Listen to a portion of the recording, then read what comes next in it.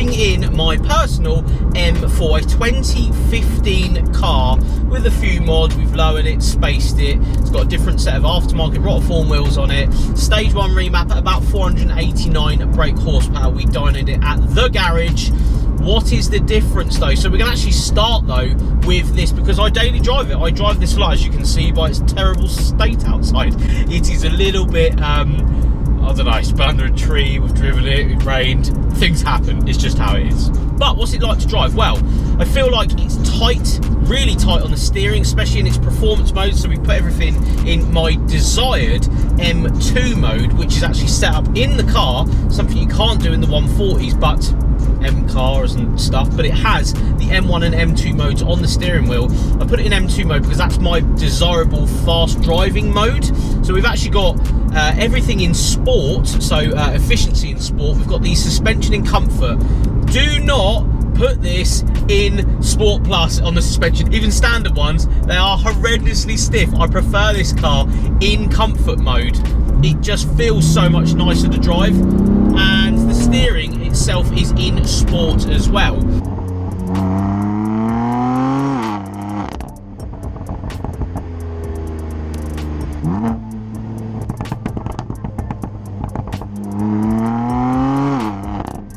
First things first, there is slight turbo lag in both cars in my opinion. Although this has an engine remap, there is still slight turbo lag in my opinion from the N55 engine. We'll see if that's similar in the B58 M140 we're about to drive. But as a driving position and where you are in the car feels thick. It feels M-car-y, and I've said that in the past. It feels like a genuine product. This feels thick. You know, your low down in bucket seats, that feel is sometimes, you know, part of the reason you're buying it. These seats are fantastic. Again, the M140 has got relatively stock seats in it, and that's not a bad thing. These are stiff. These are, you know, hard to get in and out of. I've got children, 2 children actually, nightmare to get in and out of. But you know, rear doors you'd have an M3. Don't get me wrong. And a 489 horsepower with this gearbox, it is clunky. The gearbox in these M4s this generation is a clunky drive, especially on a 3-point turn. 3-point turn in these, because the clutch is, you know, going like that, is quite aggressive, especially if you're in sport mode and you try and do a 3-point turn as an owner's side, nightmare. In that ZF gearbox, the M140, it will be a breeze. It will be so much easier. And I feel like that's sometimes a drawback for the M4s especially, is that day to day you'll definitely notice that. Other things to point out is, you know, interior is different. Paddles are different on these to those. The interior is slightly different, not necessarily layout, but there's carbon fibre. We've got a stitched Alcantara steering wheel in this one. This one hasn't got Harman Kardon sound system though, which is what the M140i behind me, which you get in the Shadow Edition, will have. But through the twisties, these feel and drive like nothing else. This M4 is the reason why I drove it, is because of, you know, B-road bashing and stuff, but the thickness of those tyres and the thickness of the car itself feels so good on the road. And that's why you're buying the M car, is because it is a cut above the rest in the corners. Power might be similar if we were to, you know, stage 2 remap that, especially, you know, for about 1,500 quid you'll be able to get an M140 to similar, well, probably more power than this M4, but because that's got an open diff, and this of course has an M performance diff, and it's all large and a bit thicker at the back, especially through the corners, and you know, when you genuinely put your foot down, you haven't got too much hesitation from the car, and not a lot of spinning one wheel. You'll spin both wheels, and it would be, you know, a rate of knots into whatever is sideways in front of you in this car, rather than, you know, the twitchiness you'll get from the 140. But I like this car. It is easy to drive in comfort mode. It is, you know, pretty comfy, although it is lowered. But what we're going to do is we'll actually stop now. I'm going to switch into the M140 and we'll see what the difference is straight away.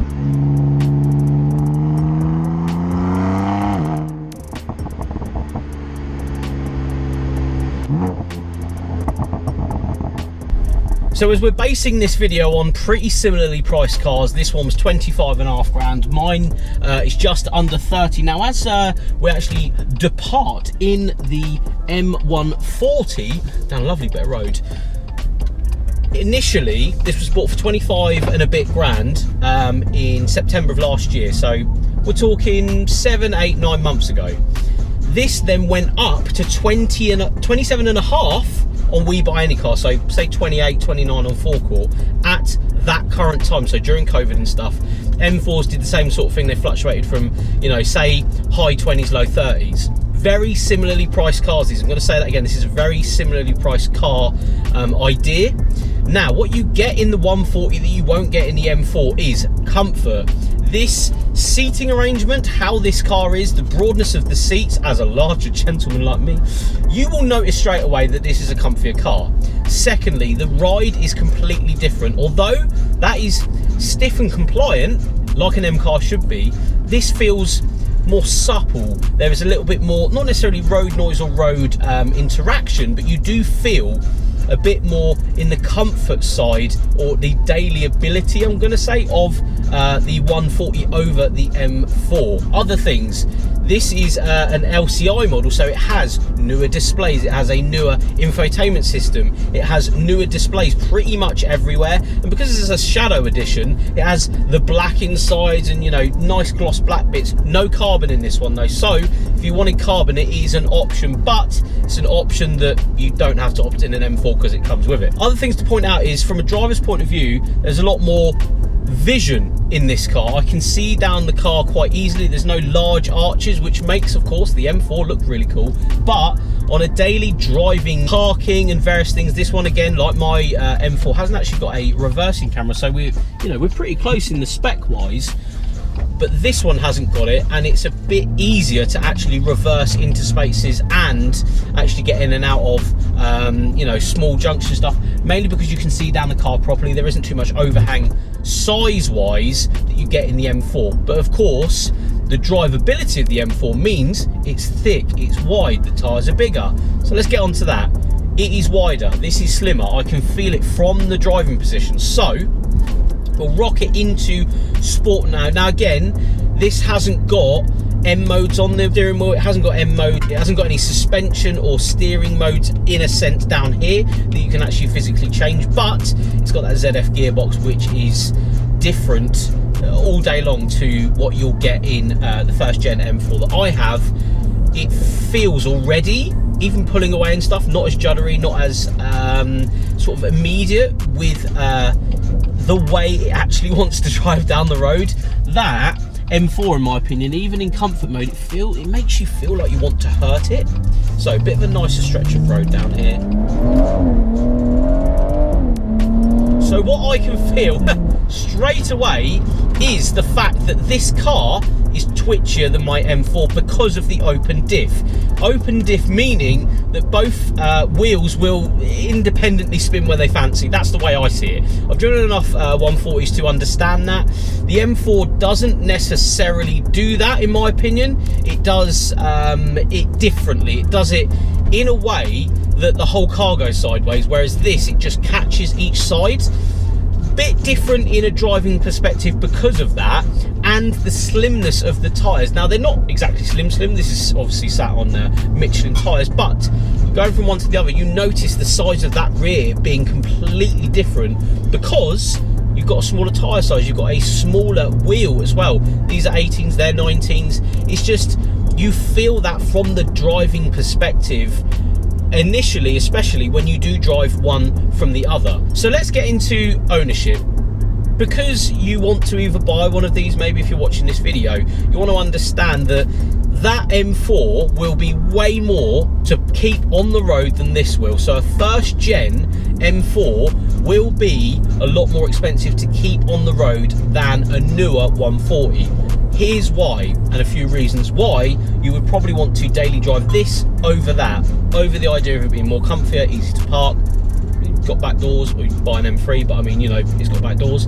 The reality is, servicing costs on the M4 is a lot. It's not twice the price, but this is about 500-600 quid. That 800-900 quid from a proper BMW you know, dealership, yes, you can go to specialist, it's different, but I think that was about £800–900 for a major.